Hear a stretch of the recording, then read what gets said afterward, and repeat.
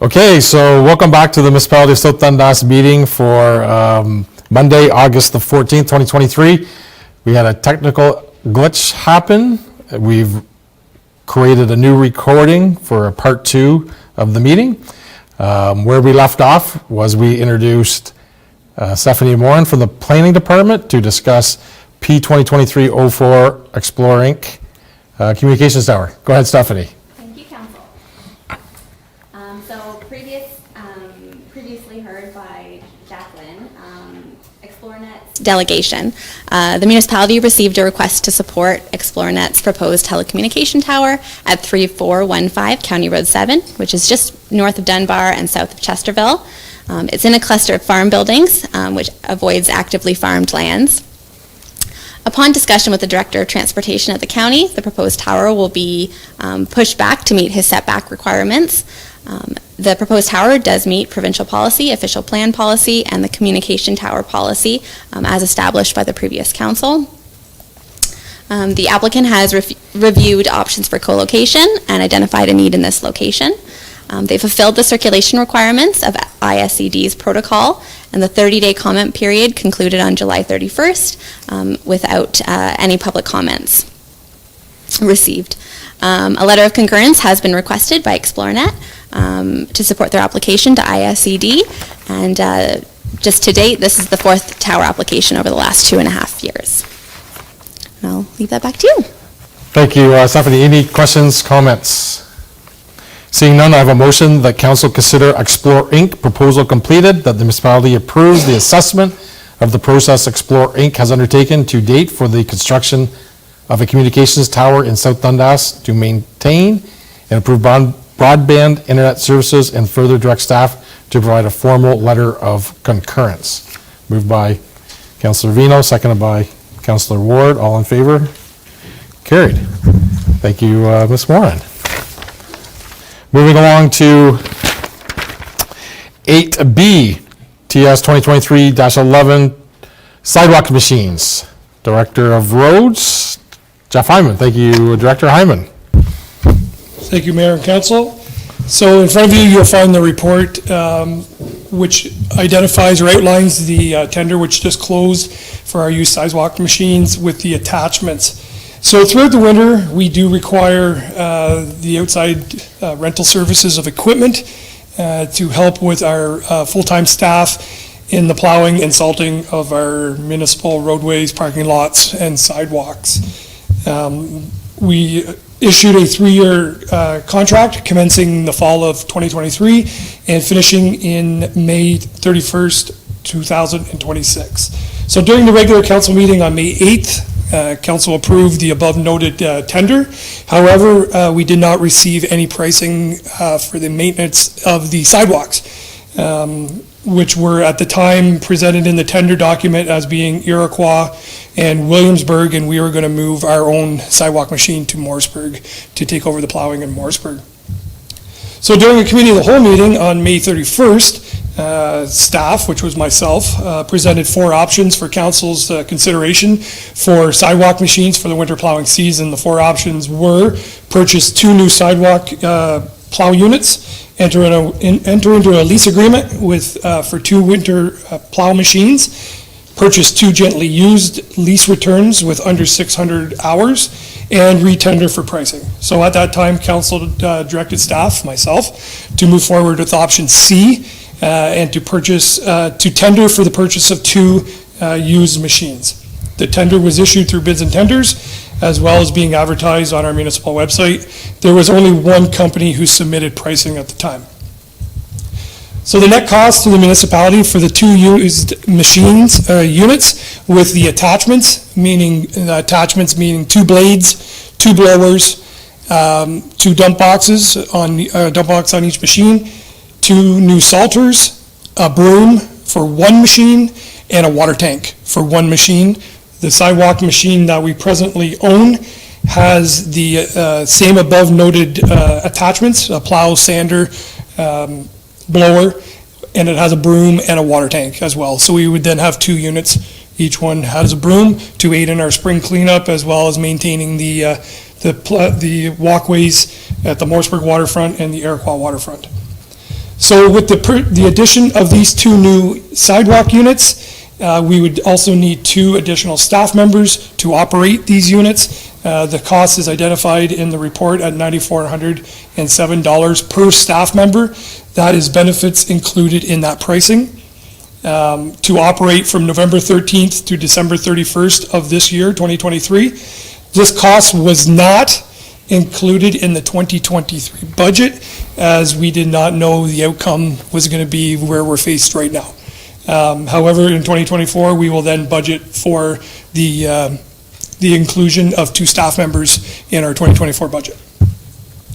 So presently, the current sidewalk snow removal budget, and when I say snow removal budget, that's for contracts which we used from December 1 or January 1 of 2023 until May 31st of 2023. That was absorbed under contracts because it was a hired contract service that did that work. We have already been over budget by $51,000 due to the weather events that we had in this early this season. So with the addition of the 2 machines, the contracts, which we yearly budget for $35,000, could then be reallocated elsewhere. And when I say elsewhere, it could offset the cost of wages, or it could go directly towards the purchase of the machine. However, the $35,000 in contracts would not be needed in 2024 because this work would be done in-house with our 2 new machines that is in front of you. So I can answer any questions which you may have at this time. Thank you, Director Hyman. Question for 2024 budget implications for staffing. We would need those 2 operators January till April, I'm hoping April 14th, but April again, 14th. that's weather dependent. Understood. But that is my game plan, is from January 1 till April of that season. So that would be, okay, very good. And that would be budgeted when we present the 2024 Yes, of budget. course, yep. Wanted to get an overall picture of the staffing implications on that. Obviously, we've already discussed this. We couldn't get contracts to do the sidewalk work, and this is the path we had chosen. And I thank you for your work to get these quotes and get this pieces of information and specifically more details. It's really important to this team to understand that. Questions for Jeff at this time? Through you, Mayor Broad. I Deputy didn't really Mayor. have a question, though, Jeff. I do appreciate that you've clarified that it's not really a savings, it is an allocation of the cost. How you allocate that cost, I really don't have an opinion one way or another, but we're going to allocate it towards this program, whether it's through wages or the snowplow. So, because when I did originally read it, I was trying to figure out the math on where we'd be savings, but it's not really a savings, it's a reallocation. But Yes. moving forward, if you think about it, if it's 2 staff members of 18,000 indexed every year at a couple percent, that's still cheaper than the contract rate, the anticipated contract rate. So, so I think it is what, unfortunately, it is what it is. We can't get a contractor to do the snow plowing and sidewalks. It's something that, I've heard in the past that people want. Some people still don't utilize the sidewalks when they're plowed, but the ones who do, I believe, appreciate it. So again, just thank you for that clarification on that report. Other comments, questions? Okay, seeing none, I have a motion that Council Municipality of South Dundas accept report TS 2023-11 to approve the purchase of 2 sidewalk machines with attachments to Kesher Municipal North American Holder Tractors, Inc. in the amount of $230,522.70 plus HST, and the Director of Transportation be authorized to sign all necessary documents to give effect to the contract. Moved by Councillor Ward, seconded by Councillor Vino. All in favor? Carried. Thank you, Director Hyman. 8C, PF 2023-13, Iroquois Campground Storage Building. Director of Parks, Recreation, and Facilities, David Jansen. Welcome, David. Thank you for coming. Good evening, Council. So in front of you tonight is a report. It sort of trickles off of Director Hyman's report. As he outlined, since May, our sidewalk operations have been drastically changing in the way that we do them. So one of the things that came up is if we are plowing the sidewalks in Iroquois, it would be great to have a place in Iroquois to store the sidewalk plow. For the last couple of years, staff have been aware and sort of started the planning process to replace the campground storage building, which is, if you're driving down Elizabeth, that's the green-ish painted one, not as green anymore. So this year in the 2023 budget, we did allow for the design, and the plan was in 2024 to go ahead and do the construction. With us switching our sidewalk program, I'm thinking that, so I'm just looking for council's go-ahead today to put the project out for tender. As Ms. Spencer's already outlined today, contractor availability is a little out of our control sometime, but I'd love to put out the tender now in August and September and see if somebody's available to construct it this fall even, and then we can utilize it for sidewalk plows because we have nowhere to store it within the village of Iroquois. So it's just sort of expediting what we had already started planning, just to fit our operations a little bit better. As you can see, we do have funds within the campground reserve to fund the new building. We've been saving over the last couple of years, so the funds are available to us. I did outline two options there for you. Generally, the funds within the campground stay within the campground. We're starting to stretch that a little bit by keeping the sidewalk plow there. But I think long-term, I don't want to get the cart too far ahead of the horse, but there are other attachments for the sidewalk machine as well that might be able to be utilized by the campground. We do have 2 lawn mowers there, and there is a mowing attachment. So sort of looking at future utilization, but I think let's get the machines first, the building first, and then we'll start exploring the further updates to our operations from there. But just to put the idea in council's head as to where the long-term vision's heading here. If anybody has any questions, I'm happy to answer them. Thank you, Director Jansen. Yeah, future utilization will be really important.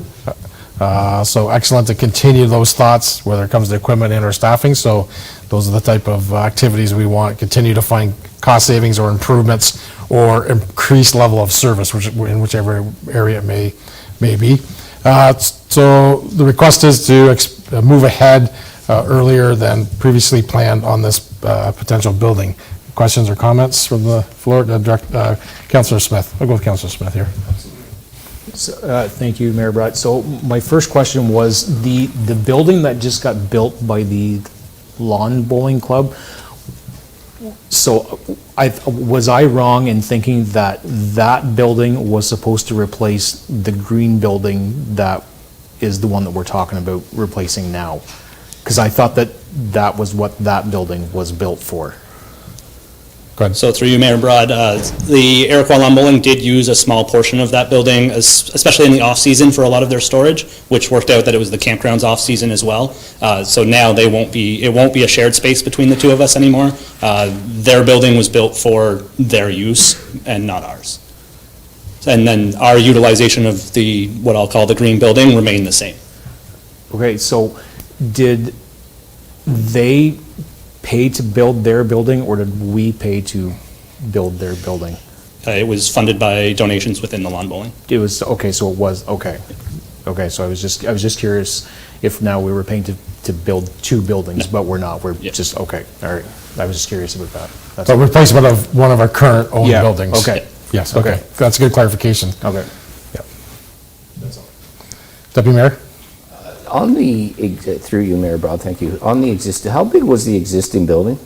Or how big is the existing green building?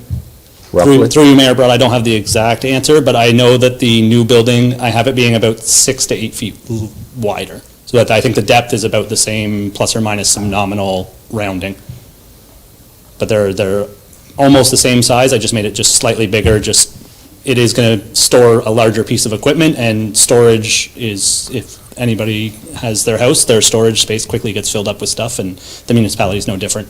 Okay, so on the dimensions of the new building, was that your original intent to build that big of a building? About that size, yes. Okay.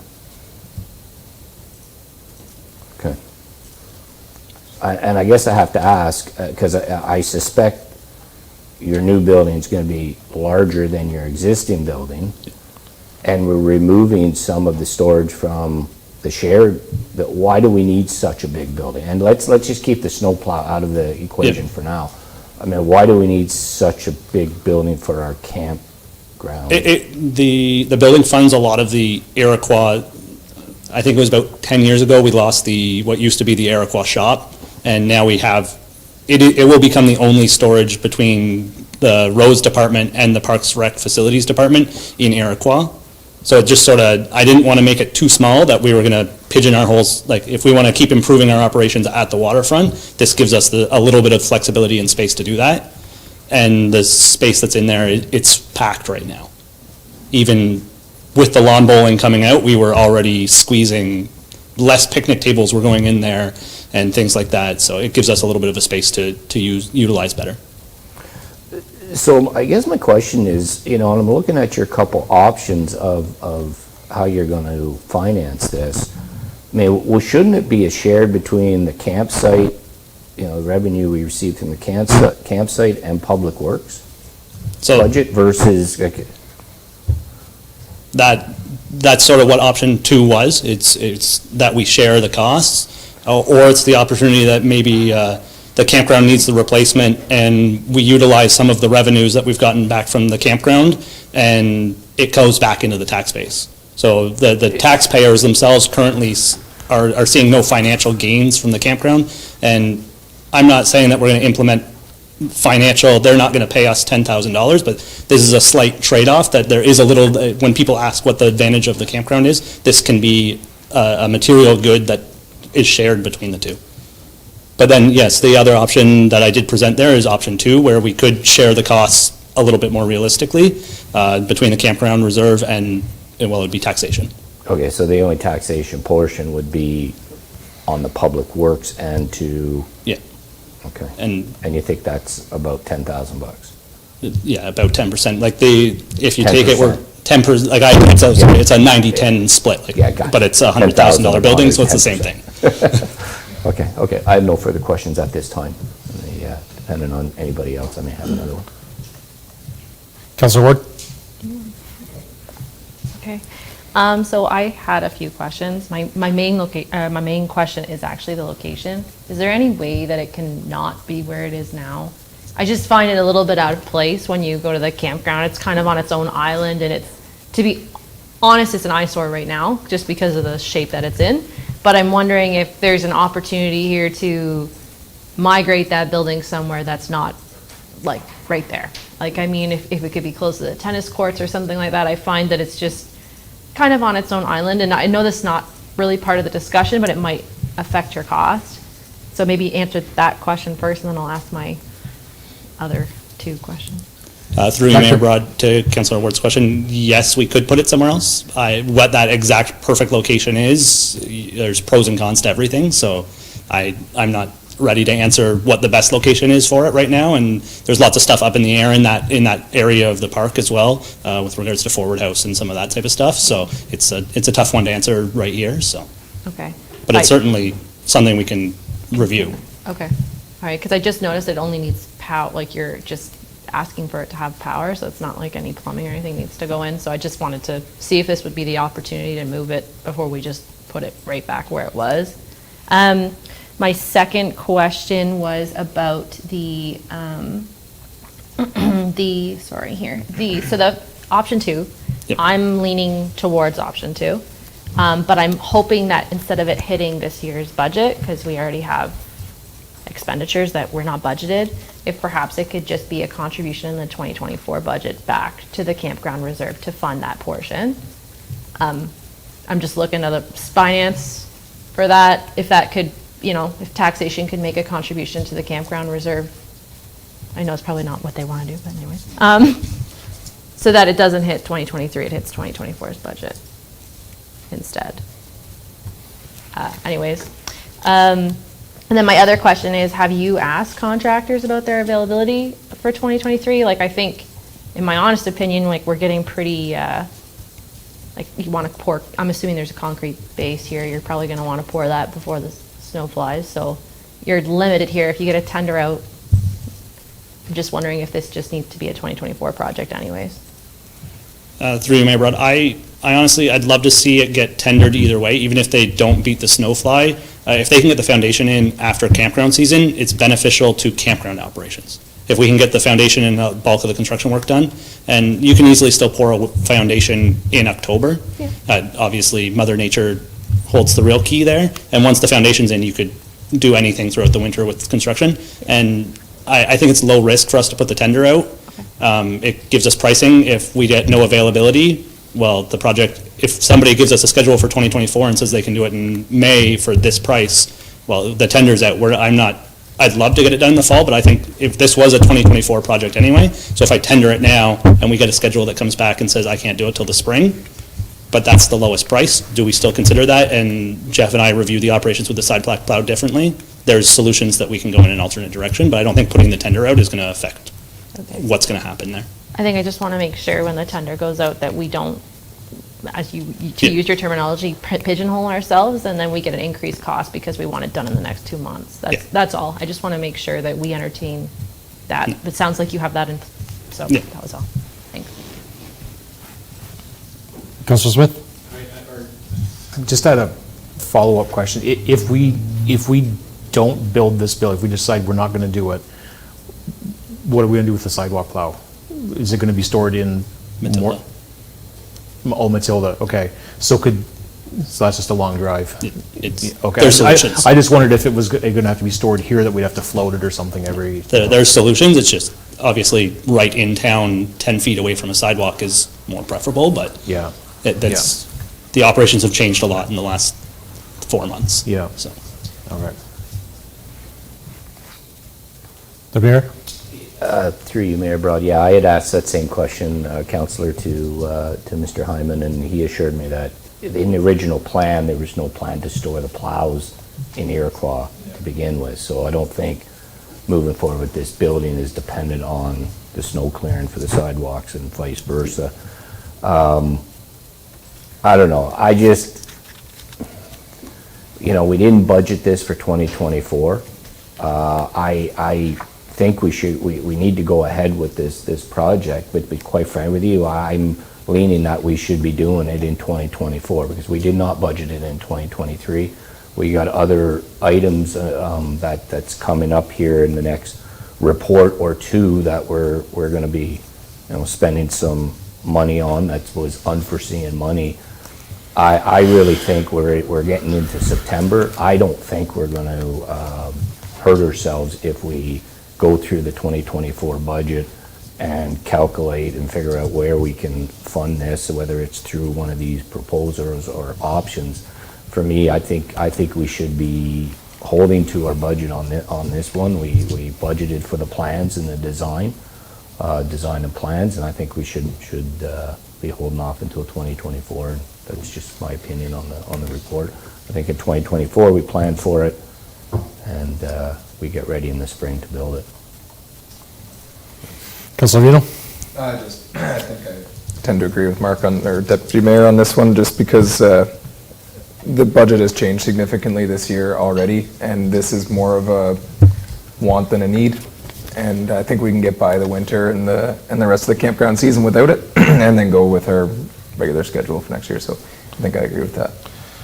Would the recommendation be to still proceed with the construction, get the quoting and get dates lined up so that we can execute early in 2024 versus revisiting the request in 2024? The tenders will still come back for our approval to move ahead, so it's not like this is the official go ahead and build it. We are setting our stages to see what the actual costs are going to be going forward. Yeah, to budget. Director Jansen? So Mayor Broad just touched on the point that I wanted to make, which is putting it out for tenders almost no risk for us. Like I'll write the tender in such a way that it would be preferable if it's done by in the fall of this year, but contractors provide their own schedule, and the spring is also acceptable. And then with regards to financing, I know there's been some discussion about it. We can go for tender. We're not approving any numbers today.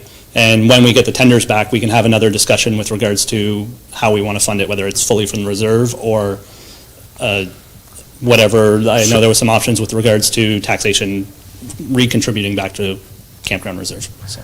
Deputy Mayor? Yeah, but through you, Mayor Broad, but can we not, actually, and I hear what you're saying, and I'm not disagreeing with what you're saying, that is there's that approach, but can you not write the tender as such as we're going to build, the plan is to build it in the spring, subject to budget approval for 2024. And then that way the contractors know that they definitely, it's a price for next spring.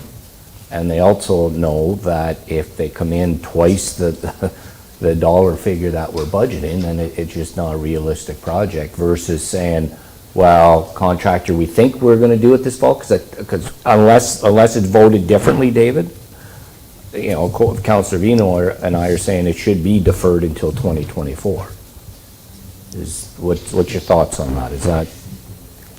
Director? And through you, Mayor Broad, like I said, I don't think there's any risk to putting out the tender and the contractor providing us with dates. At the end of the day, if the contractor who says that they can do it in the fall is going to do it for twice the price, we're not subject to the date. It's all up to us who we choose to do it. So if somebody comes in and says we can do it for the spring for this amount of money, when somebody who says that they can do it, there's no real risk for us.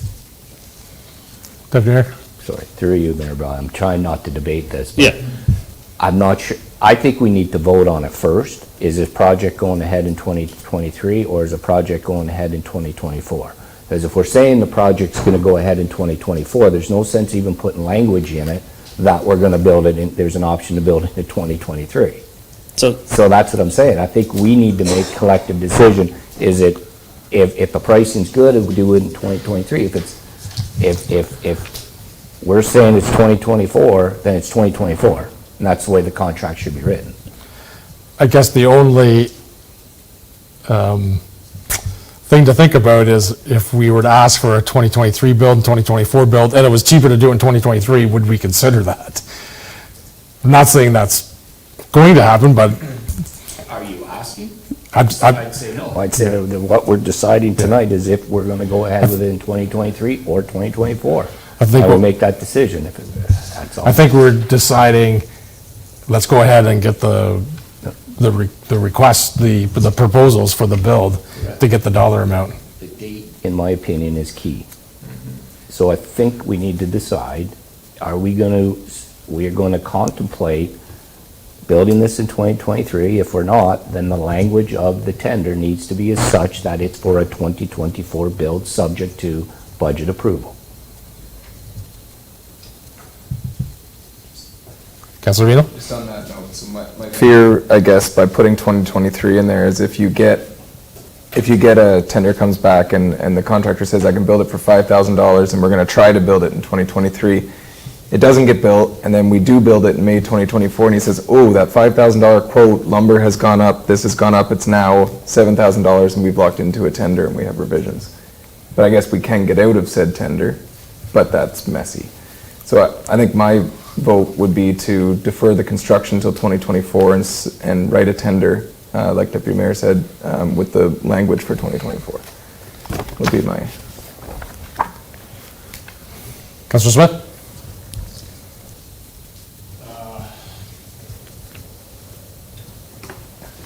I'd almost like to see the building built now. But we don't have the budget for it. That long and short of it, like that's, I mean, it's just so handy to have the sidewalk machine right there, and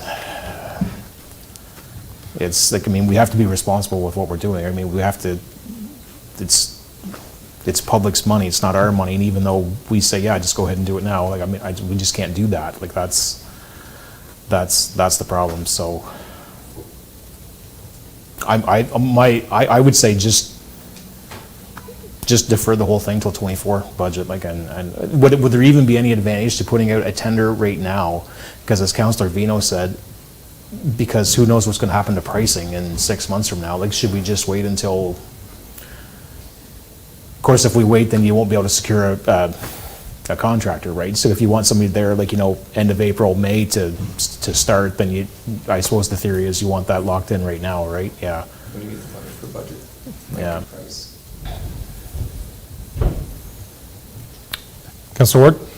So the only thing that I'm good either way. It just, if we were to go forward this year and we did get pricing, it's coming from the campground reserve, so not from taxation, right? So that would be that's the option that's in front of us. I think, you know, whether or not we take any money from taxation is up to this council and how we want to do that. So I just want to, like, we can't afford it. It can come out of the campground reserve because that's what the building is intended for.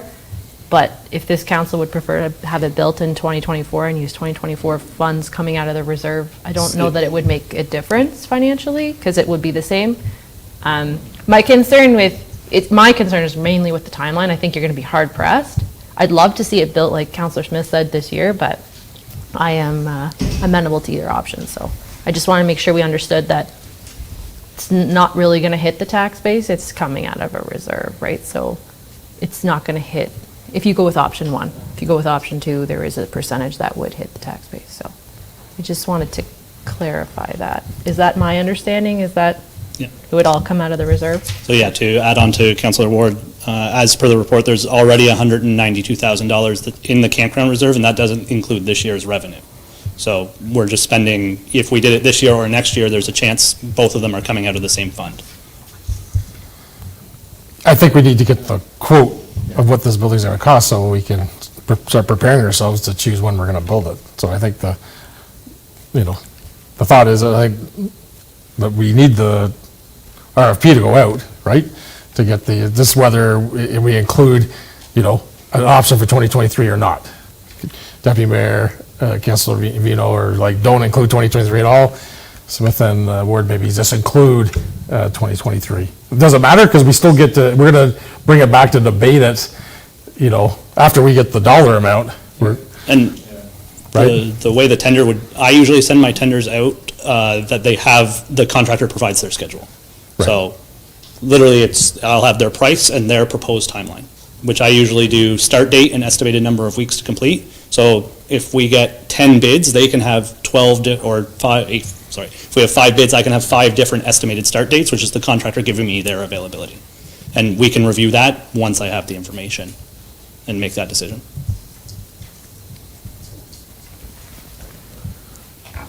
Councillor Smith? Just a quick question. Whenever the original Public Works building in Iroquois was sold, where did that money from that go, to go into building reserve or something, or? Deputy Treasurer Mason. Thank you, Mr. Mayor. Through you to Councillor Smith, would have gone to the sale of asset reserve fund. Sale of asset reserve fund. Okay. Just. No, I know you're thinking, thought process, if we're going to start using it for Yeah. roads equipment, then Yeah, at some point we sold roads buildings, so. Yeah, I was just curious. Yeah, no, for sure, good question, whatever. So the motion before me is that, let me just read it, and then we can discuss the motion. The council proceed with the construction of the new campground storage building as outlined in the report. So the report is now recommending options 1 or 2, how it's funded.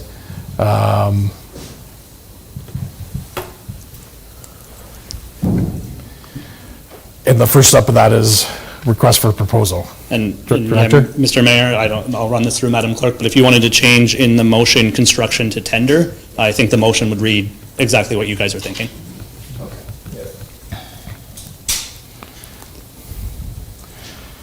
Okay. The council proceed with the construction to tender the new campground storage building as outlined in the report 2023-13. Mover? Councilor Ward, seconder. Councilor Vino, all in favor? Carried. Thank you, Director Jansen. Okay, 8D, ES 2023-04, reappointment of drainage assessment for the William Connor Drain. Director of Drainage, Chris Thomas. Thank you for having me here. So the first one before you is ES 2023-04. There was a resident who applied for severance. One of their conditions of severance was to update the assessment schedule. There is an agreement attached signed by the resident. The assessment schedule was updated by myself. They have agreed to it. This will satisfy their condition with the counties for severance. So we're just asking that you agree to accept this Assessment. signed agreement. Cool. Any questions for Mr. Thomas? Seeing none, I have a motion that council receive report ES 2023-03 regarding reappointment of drainage assessment for the William Connor Drain due to severance of land, and further that council hereby approves the reappointment of the drainage assessment agreement for the William Connor Municipal Drain as part of the consent application B686923. Moved by Councilor Vino, seconded by Deputy Mayor St. Pierre. All in favor? Carried.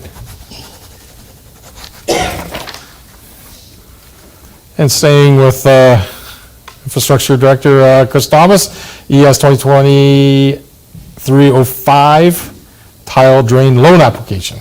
Yes, so we have a resident that's looking to borrow funds through the province for a tile drainage project. So all that we're asking in this action report is that council approve the application. Questions? Have a motion that council approve the application for the tile loan from Joy Castleman in the amount of $25,500 for the property described as Part Lot 9, Concession 3, former geographical township of Matilda, now municipality of South Dundas. Moved by Councilor Smith, seconded by Councilor Ward. All in favor? Carried. Thank you, Infra Services Coordinator Chris Thomas. Moving to FE 2023-01, self-contained breathing apparatus purchase. Fire Chief Jeremy Alfred Hughes, welcome. First presentation of this council. Thank you, Mr. Mayor and Council. In front of you have a action report request for the purchase of new self-contained breathing apparatus for the South Dundas Fire Department. I'll just hit on a few key points of the report here. So the current SCBAs that we have within the department are scheduled for replacement in 2026. However, our air cylinders are already expiring. So we have taken some out of service, and by mid-2024, we'll be taking roughly half of them out of service. In addition to that, these air packs are no longer in production and obsolete, so any repairs that these packs need, for the most part, is being done with used parts from other departments. And the heads-up display units, which is required for the air packs, have been failing, and over the course of the last couple of years have all been removed from the air packs. So for the effort of firefighter safety and to continue interior attack, we're looking to go forward with the purchase and procurement of 30 new SCBAs with 77 cylinders, and for the end of 23, beginning of 24.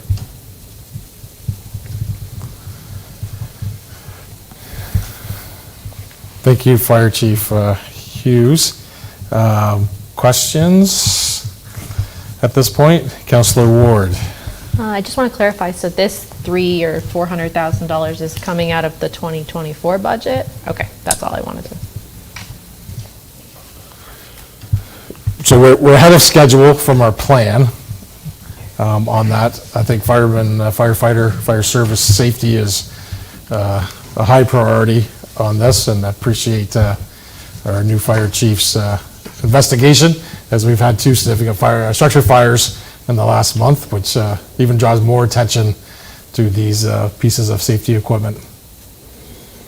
Councilor Vino? Yeah, so firefighter safety is paramount, and it's extremely important. I think this is one of the ones that kind of fell through the cracks without having a designated fire chief for a while, because this is obviously, I think I speak for all of council, this bit of a blindside, this replacement and the amount of money that goes with it. I know that the motion or the action request reads that you'd like to prepare for procurement, and I'm comfortable with that.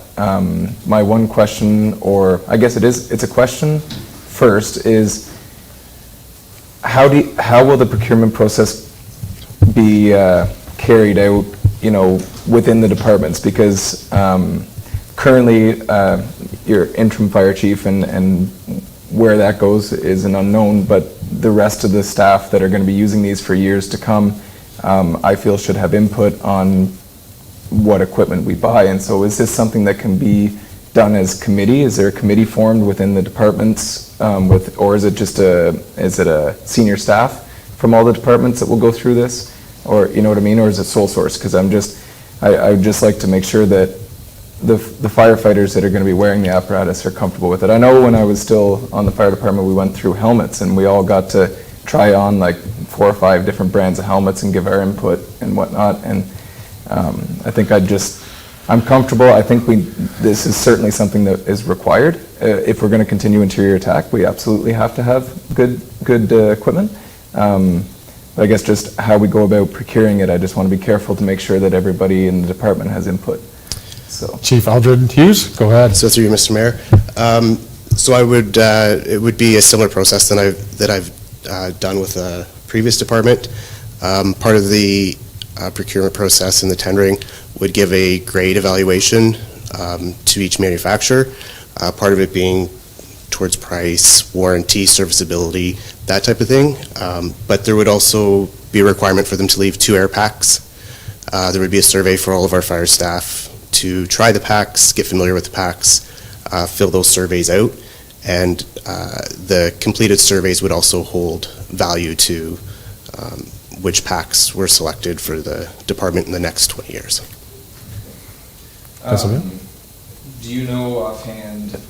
So you want to replace 34 packs, 77 bottles. 34 packs is that one station's worth, roughly? That's our entire department. That's the entire department is 34 packs. Okay, because that was my question. It's no different than in my work, my personal business is whenever you have multiple different pieces of equipment, staff struggled, you have to retrain staff, and then they struggle to, you hop on this truck and you get this piece of equipment, you hop another. So I do prefer replacing all of it than piecemealing it, just because in the interest of firefighter safety, if that firefighter gets on a truck and he's using now a pack that he's not 100% familiar with, that's not safe. So yeah, I'm comfortable with going out through the procurement process, and I'm anxious to see what the cost is going to look like. But yeah, I just was. It's very important to me that everybody has good input. So. And I think a key piece too is, to your point, is we'll procure the same version, same model year, et cetera. So moving forward, spare parts repairs become simpler and easier in that way. So I think the option that Fire Chief Jeremy Aldrich Hughes is bringing, option 3, to procure new CBA equipment to meet the health and safety needs and requirements of our firefighters. Have a motion? Councillor Vino and Councillor St. Pierre, were there any other final comments or questions? I may have went to the motion quickly. No, we're good. Okay, all in favor? Thank you, Fire Chief. And we'll stay with you for G, FS 2023-02 fire apparatus replacements.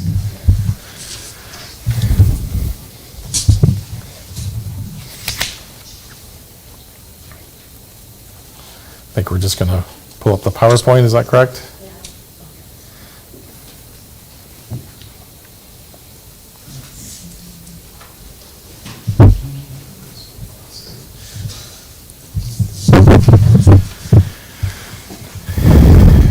Okay, go ahead, Fire Chief. Okay, so as council's aware, we have pumper tanker number 164 out of Morrisburg that the pump had frozen and was taken out of. That truck on the fleet replacement was scheduled as a 20-year truck and due for replacement in 2025. We also had tanker 183 scheduled for replacement in 2024, and tanker 184 that was originally scheduled for 2038 moved up to 2028. Can I stop you just for 1 sec, Fire Chief? Yep. Just to ground us, as we're going to, for the council team, we're going to think back to all of our fleet discussions that we had during budget time. And at the time, we had asked, we asked some why questions on where we were at. And Fire Chief is coming back today with some of these details we're asking for. So sorry to interrupt, but I wanted to kind of get us kind of back to thinking about, we knew we were in a tight crunch on fleet with all these fire trucks coming up at one time in our fleet replacement schedule. Anyways, please continue, and I apologize for that. So right now, Unit 163 As I said, it's due for replacement in 2025. It is a pumper tanker, so it can shuttle water and it can also fight a fire. In January, we invested in new brake lines, new head gasket, and a few other repairs, totaling a cost of just over $10,000. The truck itself is in great shape, only has 25,000 kilometers on it, and is capable of shuttling 1,500 gallons of water at a time. If we were to take this truck and extend its life to a 30-year truck and make it a second line, for the investment of putting the pump back in at $100,000, this truck could serve our community for the next 10 years. And we received, I believe we received roughly $65,000 from insurance, so the balance would be coming out of Correct. fleet reserves. So Unit 183 is currently in Williamsburg. It's a 20-year frontline tanker. It's due for replacement in 2024. It is a tanker only, so it cannot fight a fire. It has no pumper lines. It's a manual transmission, which limits who can drive that truck, and it currently has over 367,000 kilometers on it. So the idea is to fix the pump in 163, make it a 30-year truck, and it will replace 183.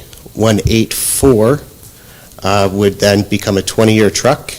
It's the International with 480,000 kilometers. We're starting to see significant repairs in that truck, so it kind of moves it to the front of the line for us in our next fleet procurement. And this would also mean that we would only be purchasing one truck on 2024 versus two.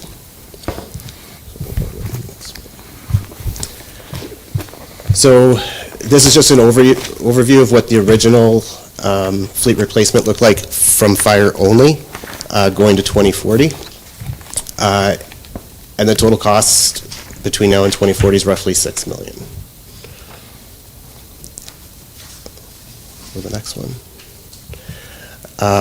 By shuffling the International up to a 2020 procurement, which has happened in February, our investments don't change. If we do invest in 163 and 183 with two new vehicles, our total cost is approximately $2.5 to $3 million in replacement between 2024 and 2028. If we do it with this little shuffle here with 163, by fixing that pump, only replacing one truck, and extending its life, our total cost on our 17-year is $5.8 million, so we save a couple $100,000. And our total investment between 2024 and 2028 is $2.1 to $2.3 million, so there's roughly a $700,000 savings in our fleet procurement between now and 2028. The other point to purchasing a new pumper tanker is in 2028, we have two trucks due, a pumper and a tanker. We would then have more options to ourselves in the truck that we purchased today, could then become a new lead pumper at a later date. We wouldn't be tied to having to purchase certain apparatus in 2028. It would give us a lot more flexibility in our purchasing. So here's my little diagram of just what's going to happen. excellent. Fire truck 163 moves in to replace 183 and becomes a 30-year truck. 183 gets retired, and we can auction that on Gov Deals or what have you. And 184 now becomes a 20-year truck, so due for replacement in 2028 or thereabouts. This just goes a little bit more into our fleet as far as purchasing pickup trucks and stuff. The whole idea is once we do this shuffle, get 163 over in Williamsburg, purchase one pumper tanker, everything else gets put on hold as far as purchasing until we have a new fire master plan and a clear direction on where we're going to move forward, whether we're going to purchase pickup trucks, whether we're going to replace heavy rescues with rapid response units, and what's going to better serve our community and our base. Excellent. So I think the overall fire master plan is something that we had budgeted for to start to move ahead on, so that'll be exciting and good conversations for us to have. I think this is critical details that we have conversations to be had, but a solution for the inefficiencies in our overall fleet reserve going forward for the next 3 or 4 years in fire. We knew this was a problem. We had conversations, we've asked the question why. I thank you for a solution in the interim. Obviously, we still have an overall 17-year plan of saving $5.8 million in reserves for fleet in fire, but I believe at least we potentially, if we all agree, we have a plan forward for a 4-year to make sure we start putting the correct money in the reserves for fleet and delays that massive purchase that we couldn't afford in 2025 of 24, 25 of 2 trucks that we weren't sure we specifically needed. I'm sure we have questions or comments. We'll start with Councilor Vino. Well done. Very serious thought put into that. And I like how you've laid it out, because I can understand all of those unit numbers because I live that life, but not everybody can. So the way you laid it out, I think the rest of council would appreciate. I'll be honest, at first I thought I was going to ask for you to go back to the drawing board on the pumper tanker and get a price on just a tanker, but I see your thinking behind replacing 181 here in a couple of years. We're going to need a new frontline pumper back there, and that truck could move into that role pretty seamlessly because it's already a frontline pumper. So I like it. Yep. Yep, for the bulk, I think it saves us some money, and I think it's a good use of our assets. 163 is a great truck. That thing's got no miles on it, and I do believe having at least one spare pumper in the fleet is important whenever we down trucks for safeties and maintenance. It allows that truck to be moved around to cover the frontline pumper for that period of time. There's no question about it, this is going to be expensive no matter how we slice it, but I think this is a good way to use our current assets and kind of, I don't want to say defer, but wait until we can plan a little bit better going forward. So, yeah, well thought out. Deputy Mayor? Thanks, through you, Mayor Broad. I'm just, I'm curious, and I'm not asking for the answer because I know it's the future, but I'm really curious on your thoughts about the heavy rescues versus the pickups versus the rapid response, because I know that, and I understand why every station bought pickup trucks. A couple stations bought it off of association money to help because we had some older, I was saying to you last week, some older vans. I think it was a 72 or 73 on the tree. That was very interesting to drive. So the associations did a wonderful job of providing the stations with the pickup trucks. But then we started moving into everybody needed, or every station needed these glorified rescues, and then we started moving towards glorified pumper tankers, and then all of a sudden we're moving equipment that we had on the big rescues that we just purchased for $250,000-300,000 into our pumpers, and then these trucks were, in my opinion, useless, or maybe not useless, but underutilized. So I really am looking forward to the vision, to seeing how we can start reutilizing the equipment and the trucks we have to the fullest potential without needing to go and spend $300,000 or $400,000 on a bigger rescue unit if it's not really required. So I think this is the first step in I wouldn't say stretching out our costs, but at least moving our cost around. But I think there's going to be some future savings, and hopefully your 17-year plan won't be the 5.8 million. It'll be something less, but we're still serving our community to the fullest. So I'm really looking forward to them discussions over the next, I'm assuming the next few months. Absolutely.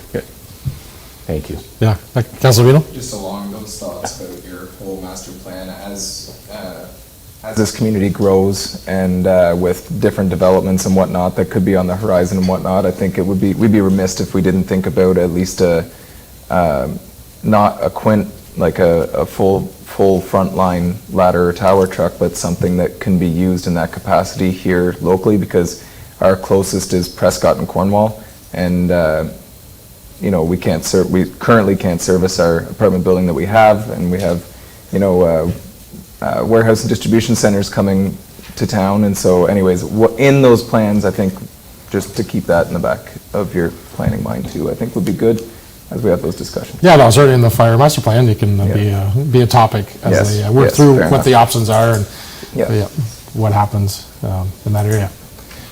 Any other comments, Councilor Ward? Yes. Yes, I have more of a financial question. So I'm looking over to Treasury, Finance. I did already kind of ask this question, but the reason why I'm asking it is because I see that this is coming out of Fleet Reserve. The sidewalk machines are coming out of Fleet Reserve. I just want to make sure, what is our balance in, coming out after these major expenses? Are we still in good shape? Or are we going to need, I know you're bringing back some information at a future meeting, and I appreciate that, but I'm just wondering what balance we'll sit at after we take out these major expenses that we don't know that we were anticipating that much money coming out.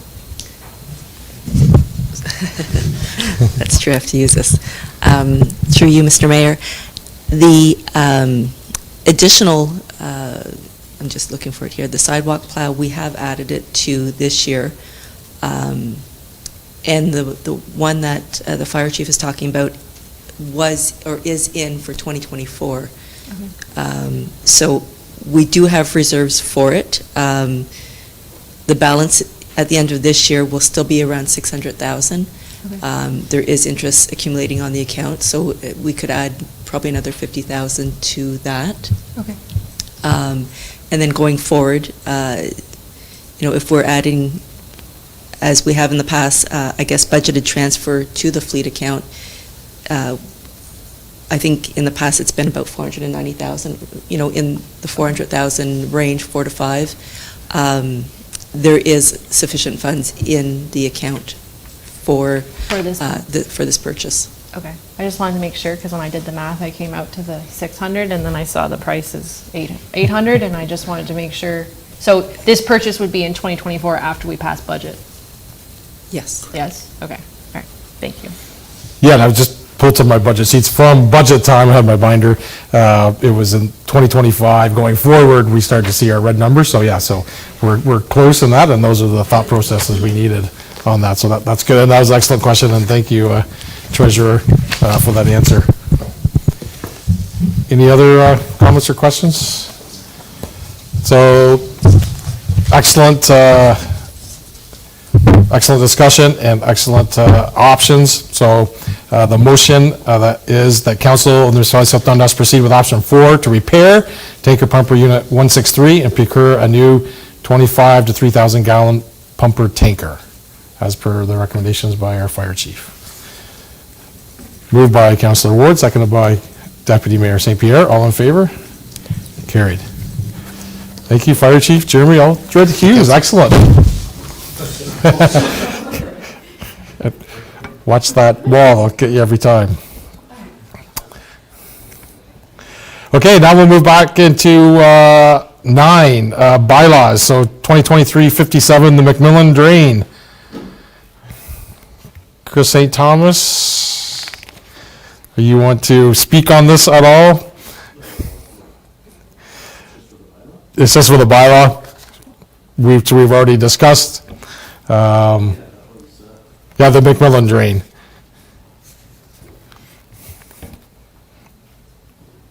This would be the first reading of the McMillan Drain that we discussed earlier? Yeah, the report that Monica Shade presented tonight, we need 2 provisional readings of the bylaw to move forward with that project. Okay, so this is the motion. The council give first and second reading by bylaw number 2023-57, being a provisional bylaw to adopt section 76 engineer's report of the McMillan Drain.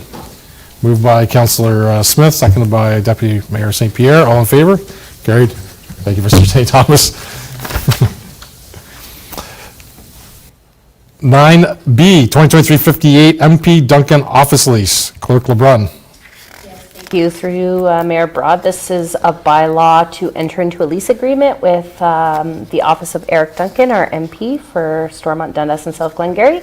He'll be setting up shop up on the third floor of council chambers here on Mondays, starting in September from 1 to 4, and he'll be providing his regular services like passport and income tax for the residents of South Dundas. Excellent. Any questions for Clerk LeBrun? Glad to see our MP back in our facility with office hours. Super important to all the residents of South Dundas to have access to our MP. So I have a motion that bylaw number 2023-58, being a bylaw to enter into a lease agreement with the office of Eric Duncan, MP for Stormont, Dundas, and South Glengarry, be read and passed in open council, signed and sealed. Moved by Councillor Ward, seconded by Councillor Vino. All in favor? Carried. Thank you very much. 9C, 2023-59, Fire Marquee Inc. Agreement. Fire Chief Hughes, Alfred Hughes, would like to speak on this, please.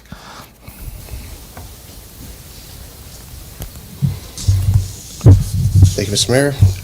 In front of you is a explanatory note for bylaw to enter an agreement with Fire Marquee. Fire Marquee is a sole company that does cost recovery for fire services.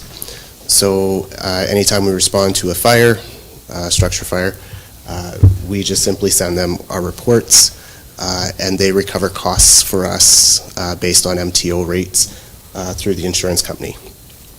This is funds that are already allocated in home and fire insurance, so there is no additional cost to the homeowner.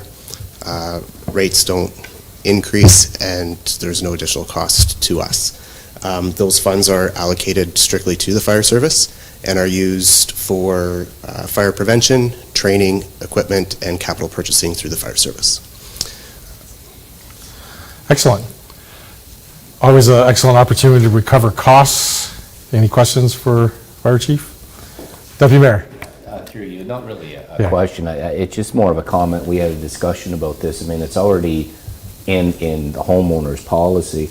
If we're not collecting the funds back, the homeowner isn't getting the funds back. So, you know, this is covering some of our costs. And I know what your report says. I'm always skeptical that if there's a claim that that your premiums don't go up. But anyways, that's neither here nor there. That's right. Well, you've already had the fire, so it's going up anyways. It's going up anyways. You're correct. Right. So yeah, no, I think this is a great program. I think we should be recovering any costs we can through the insurance companies. Okay. Thank you, Deputy Mayor. So I have a motion that bylaw 2023-59, being a bylaw to execute an agreement with Fire Marquee Inc. to authorize cost recovery fees with respect to fire department specific response. Moved by Councillor Ward, seconded by Councillor Vino. All in favor? Carried. Thank you. Thank you, Fire Chief. 9D, 2023-60, credit card policy. Treasurer Julie Stewart, welcome to the podium. Thank you, Mr. Mayor and Council. So this bylaw is to update the credit card procurement policy. It was last updated in 2012, so it's just to update for current the treasurer's role, the role and responsibility of the card holder, and I guess to also update the limits on the limits that would be available to the credit card holder. We're not updating them now, but just for the future, if anybody needs updated limits, the policy allows for it. So that's basically what's involved in this update. Thank you very much, Treasurer. Any questions, comments? One comment for myself. Excellent to see as folks are onboarding in new roles. We're looking at all our policies. As a new council, we should be doing the same. So I like to see policy updated. as we move through. So excellent work, Treasurer Stewart. So a motion that council accept bylaw 2023-60, that being a bylaw to amend procurement credit card policy number 3-7. Moved by Councillor Ward, seconded by Councillor Smith. All in favor? Thank you. Great, thank you. Thank you, Treasurer. 9E, 2023-61, Fling Municipal Drain. Deputy Treasurer Sean Mason, welcome to the podium. Thank you, Your Worship. This bylaw is to authorize staff to assess the engineering and 2023 maintenance costs for the fling drain as displayed on Schedule A of your report. The engineering costs of $10,545 are not eligible for a grant from OMAFRA, and an ADIP maintenance grant of $11,019.09 will be applied for in April of 2024, based on the properties currently with agricultural assessment. There are 28 properties with assessment amounts less than $10, which we're not going to invoice for. Staff have recommended a due date of October 31st to allow adequate preparation time to produce and mail the invoices. And I'll attempt any answers you may have. Comments, questions? Seeing none, I have a motion that bylaw 2023-61 being a bylaw to assess the engineering and maintenance costs of the Fling Municipal Drain be read and passed on open council, signed and sealed. Moved by Councillor Smith, seconded by Councillor Vino. All in favor? Carried. Staying with Deputy Treasurer Mason, 9F 2023-62, Graham Mellon Jolzerma Municipal Drain. Thank you again, Your Worship. With your leave, I'll speak in summary about the next three bylaws, being the GMJ, Oliver Keys, and the Wilson Municipal Drains. Okay. Maintenance on these three drains was completed in 2022 at the cost shown in the reports. The application for the ADIP grants were filed in this past April. Staff have not yet received notice that the ADIP grants have been approved as we had filed them. Any assessment amounts less than $10, again, will not be invoiced. Staff have recommended a due date of October 31st in order to allow adequate lead time to prepare and mail the invoices. I'll answer any questions you may have on any of those drains. Okay, first motion is that bylaw number 2023-62 being a bylaw to assess the maintenance costs of Graham Mellon Jolzerma Municipal Drain be read and passed on open council, signed and sealed. Councillor Ward, Councillor Smith, seconder. All in favor? Carried. Thank you. Bylaw 2023-63 be a bylaw to assess the maintenance costs of Oliver Keys Municipal Drain be read and passed open council, signed and sealed. Moved by Councillor Ward, seconded by Councillor Vino. All in favor? Carried. Third one, bylaw 2023-64 being a bylaw to assess the maintenance costs of the Wilson Municipal Drain be read and passed open council, signed and sealed. Deputy Mayor St. Pierre moved, seconder Councillor Smith. All in favor? Carried. Thank you, Deputy Treasurer Mason.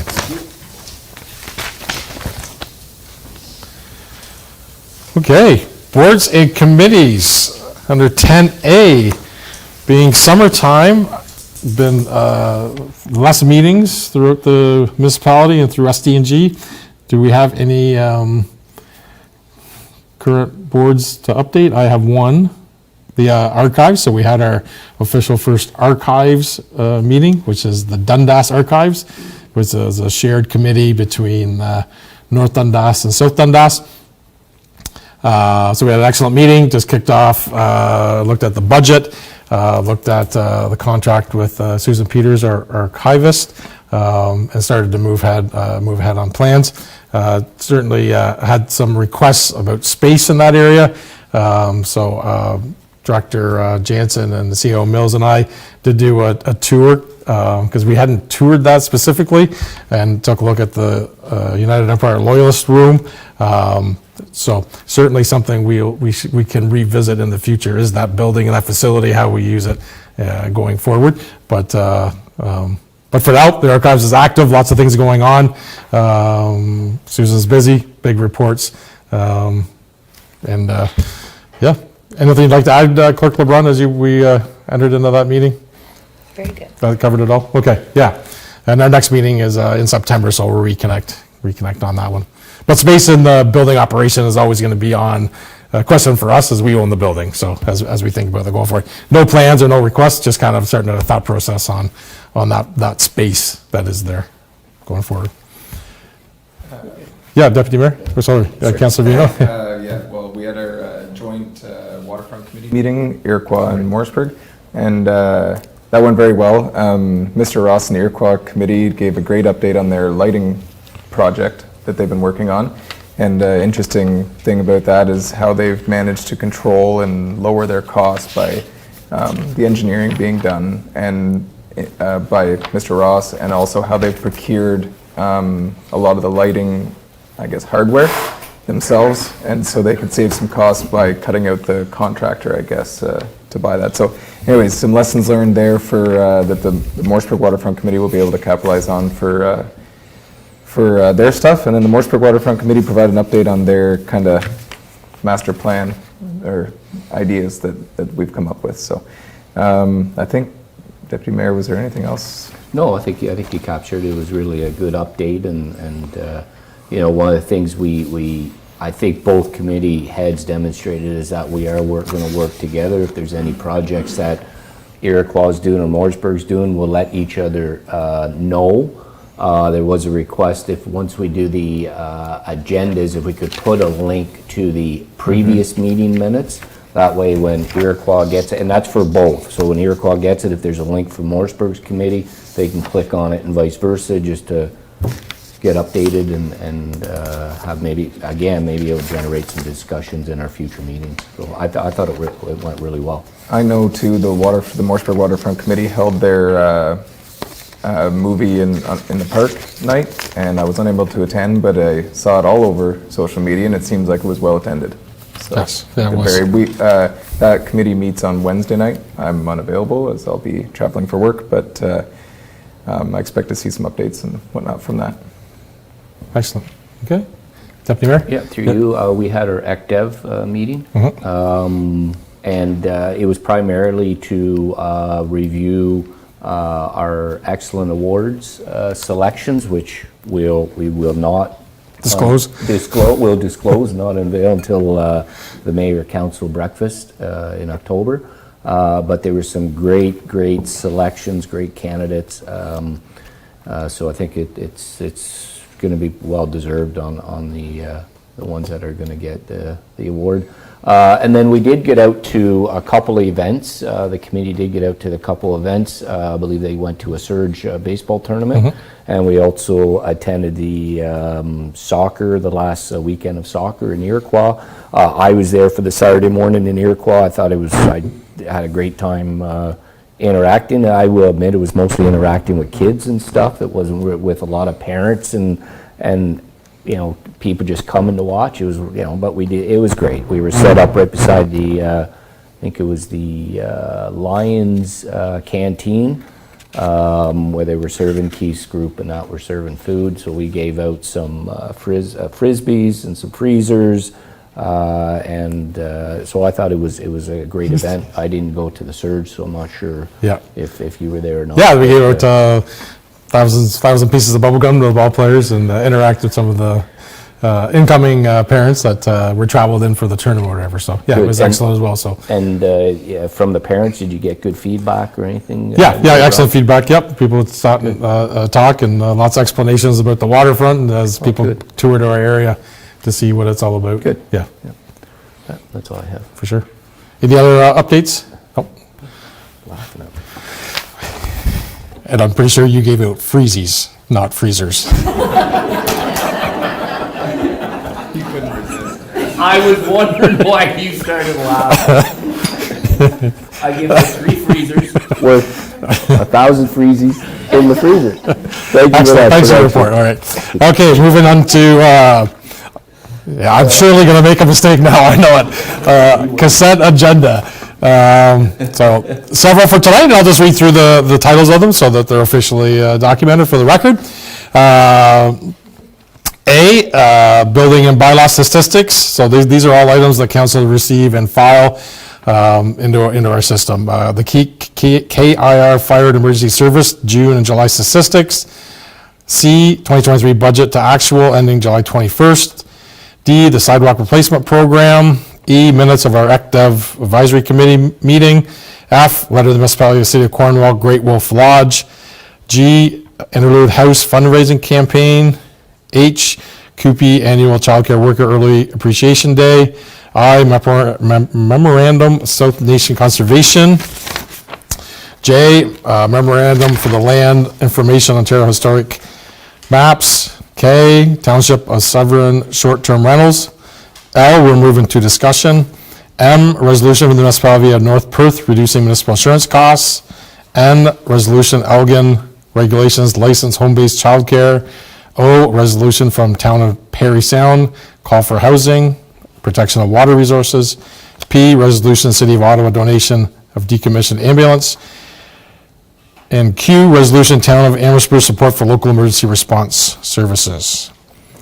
So I have a motion that all the items on the consent agenda be adopted as presented as amended. Councillor Vino, Councillor Ward, all in favor? Carried. Thank you very much.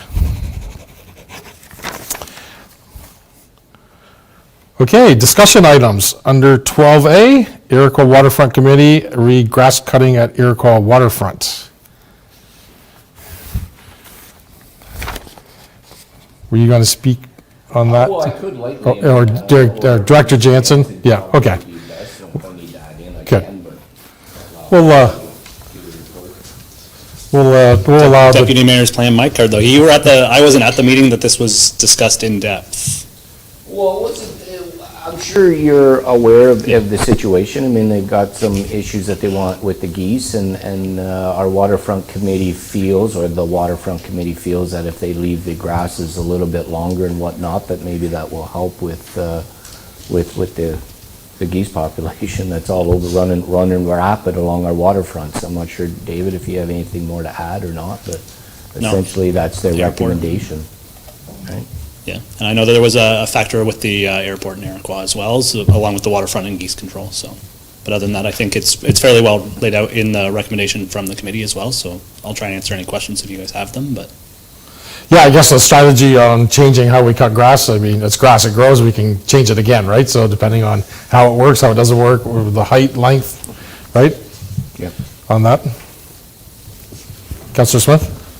Yeah, whenever I was reading through this one, the only thing that just came to my mind was we didn't cut it before, and so the geese, to control the geese, it was better than, so since we started cutting it, it's gotten worse. That's the theory. So we're going to try and let it grow long again to see if it helps to control the geese population, I'm guessing. That's the purpose. And I was at one of the earlier Morrisburg waterfront meetings when we talked about it, and growing strips higher than prevent them moving around and landing and all these things. I think there was a strategy as well on how they left different heights or certain heights, et cetera. Yeah.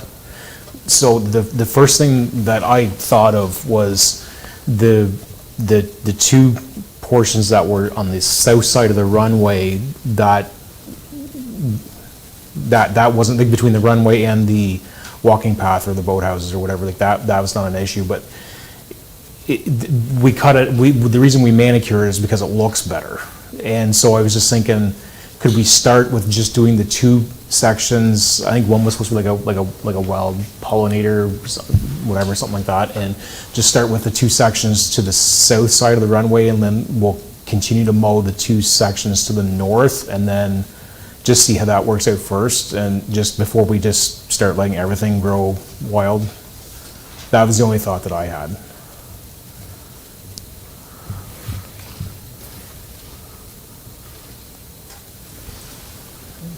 Yeah, taking a look at the map, there's specifically kind of north side and south side of the runway where they're looking at having more longer grass, and then some wildflowers obviously too. It's the recommendation of the waterfront to try this out and see. Councillor Ward? I just had a similar concern to Councillor Smith, and my only concern was, it's been my experience that wildflower, like, all the more power, I think it's a great idea. I'm just concerned on how we're going to control like the bigger weeds that like poison parsnip that we have a lot of issues with. I I think it's a great idea. I just would like to see like how they're going to address that type of, that's not really the intention of this. So I just want to know, is the township going to be responsible for maintaining but not maintaining these sections? That's the question I have. Like, is it going to be more expensive for us to maintain unmaintained sections of property, if that makes sense? So, through Mayor Broad to Councilor Ward, so I think some of the expectation with the letting it grow is that it's still bush hogged once a year. Okay. Would sort of be the plan. Okay. That's sort of the plan, and then controlling invasive species like poison parsnip is shot in the dark a little bit in some ways. And I will say, another note I will say is that the wildflower area that they have drawn there, we did plant half of that already. That was already approved prior, and we did plant half of it, so we're obviously in the waiting to see if our seeds grow or not phase, so. That addresses my concern. Cool, Mayor. excellent, Yeah. thank you. Yeah, Councilor Vino. Just a quick question, what does that do for our lawn cutting budget, if anything? Will they charge us to bush hog it the same as they charge us to mow it, or?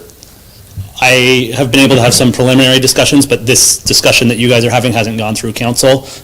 Typically, so far, anytime with Superior Group and there's contract changes, I'm usually able to just negotiate it, and it's within our procurement policy that it's not a large enough change that it needs anything. Typically, previously, we've just had to pay for a few cuts that he isn't doing, and then the bush hogging would actually, it'd probably end up getting done by either our roadside mower, or in this case, the same contractor's roadside mower, or their bush hog. But I suspect it's going to be less expensive than the weekly or bi-weekly cuts that we do now. Okay. Deputy Mayor? I guess my suggestion would be is perhaps we try this for a year and we see what the results are, and we see too if there's public feedback. I mean, maybe there's pushback that, people want to see a nice manicured area, and then we can address it at that time. But I think this is, to your point, Mayor Broad, this is a recommendation from the committee to try to see if we can deter the geese, and and I think that's what we need to vote on, and we'll just move forward from there and wait and see, I think. Yeah, no, I think it's great. Okay. So I have a motion that council accept the recommendation of the committee and staff review with the contractor of cost mitigation, the staff coordinate the work to be completed in the cut area. Moved by Councilor Ward, seconded by Councilor Vino. All in favor? Carried. 12B, recommendation from the South Branch Community Fund. Read their applications. Councilor Ward, were you going to speak on this one? Mayor. Yes. So in front of council, in front of us this evening is 2 applications that we received through the South Branch Community Fund. The first is, actually I believe Shelley spoke to both of these during her presentation. The first is to replace the rink boards, which we all know the outdoor rink in Brinston is very well used.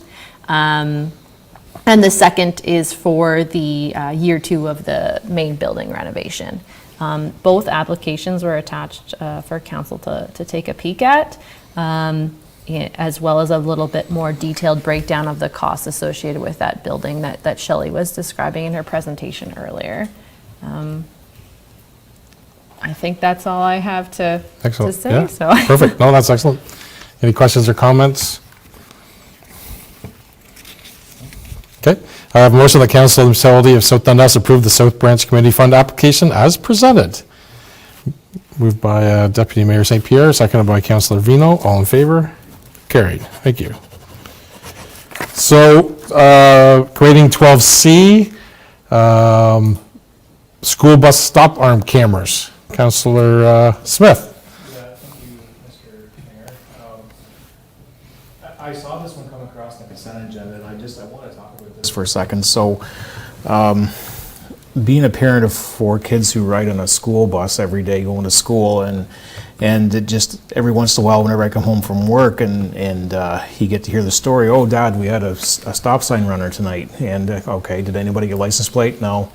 So the way it works right now is that in order for somebody to, if somebody goes by a stopped school bus, anybody on the bus, the school bus driver, has to get a license plate number off of the vehicle who ran this stopped school bus in order for anybody to to contact the police, to start an investigation, to lay a fine.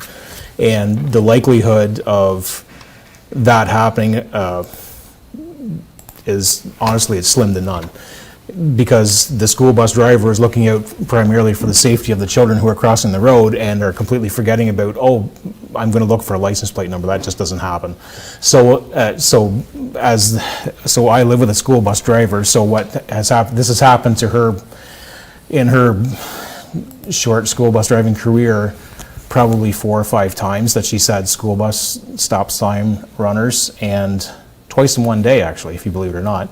And there's never been any repercussion because she's never gotten a license plate number. She's gotten vehicle descriptions, but if you just call the police department with a vehicle description, they want a license plate number. So this stop arm camera, every time that a vehicle travels past, while it's activated, snaps a photo of the vehicle with license plate so that there's proof.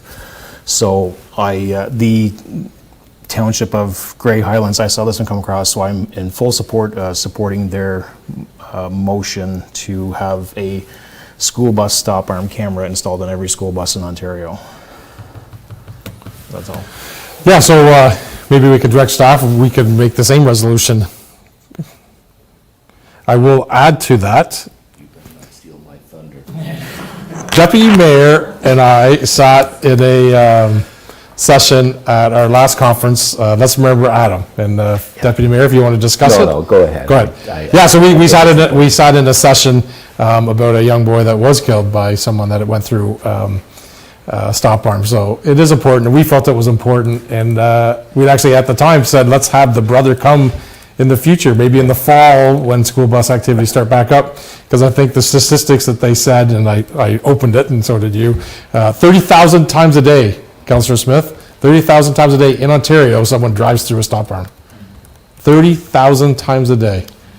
It's amazing. So with that's a lot of people, a lot of fines. So I think it's important, school bus safety, for sure.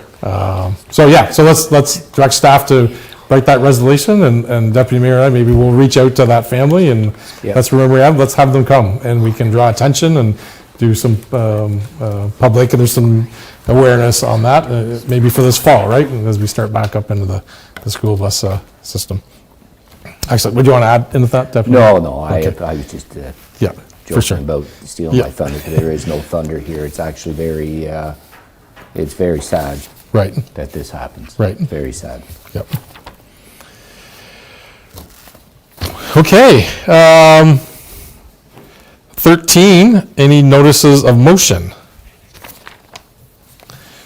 I will comment that we do have a few outstanding notice of motions that we are working on that we'll bring back here as we start having multiple meetings here in the fall to get back on some of those.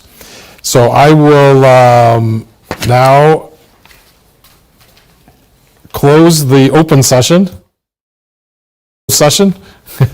as you would. So at this time, I'll make a motion that we move to a closed session under the Municipal Act to meet, close to the public to discuss matters of identifiable individuals, including municipal local board employees, and/or proposal pending acquisition, disposition of land by the municipality. Moved by Councillor Vino, seconded by Councillor Smith. All in favor? Carried. So we will execute our closed session and then reconvene back on camera, open the session, and then adjourn the meeting. So.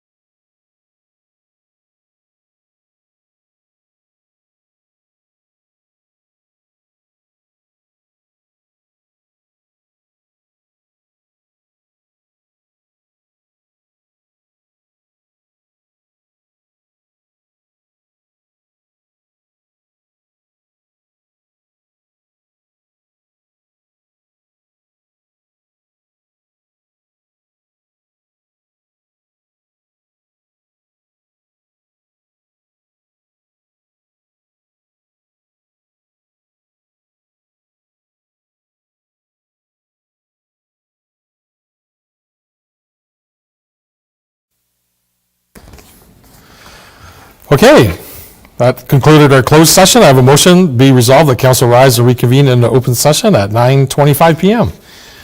Councillor Smith and Councillor Vino, thank you. All in favor? Carried.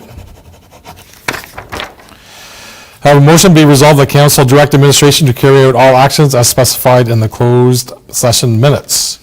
Councillor Ward, Deputy Mayor St. Pierre, all in favor? Carried. The bylaw 2023-65 being a bylaw to adopt, confirm, and ratify matters dealt with by resolution be read and passed in open council, signed and sealed. Moved by Councillor Smith, seconded by Councillor Vino. All in favor? Carried. A motion that council adjourn to meet at the call of the chair. Councillor Smith, Councillor Ward, all in favor? Carried. So as we conclude the council team meeting with the municipality of South Dundas for August 14th, I'd like to say thanks to the whole South Dundas team, and usually I name all the departments, but tonight I want to make some special call outs to all the volunteers within South Dundas that over the last 4 weeks have delivered super many events, and specifically Phil Blanchard with his organization, with all his helpers in the World Cup of Soccer that took place in Iroquois in the last weekend of July. I want to thank the 2B committee group. One of our members is here, and another great, fantastic 2B weekend. Seaway Surge Baseball Club executed a provincial championships over the weekend. 9 teams throughout Ontario participated, and we had a local winner. Congratulations to Ben Lapierre, Kane McCadden, Owen Federley, Joshua Broad, and Cooper McCooey, who are all South Dundas residents, as champions.